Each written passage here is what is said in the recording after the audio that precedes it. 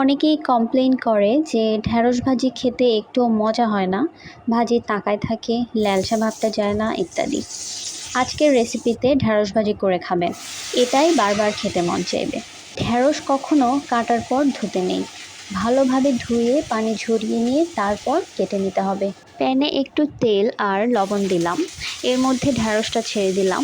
কোনো হলুদ দিতে হবে না, একটু কাঁচামরিচ দিলাম। হিট থাকবে মিডিয়াম টু লো। ঢাকনা দিয়ে ঢেকে ঢেকে রান্নাটা করতে হবে, আর একটু পরপর ঢাকনা তুলে নেড়েচেড়ে উল্টিয়ে দিতে হবে। কোনো রকম এক্সট্রা পানি দিব না। 3-4 মিনিট ঢ্যাঁড়সটা রান্না হওয়ার পর হাফ বাটি পেঁয়াজ দিব। পেঁয়াজটা একটু মোটা করে কেটে নিয়েছি। তারপর আবার ঢেকে ঢেকে রান্নাটা করতে হবে আরও কয়েক মিনিট।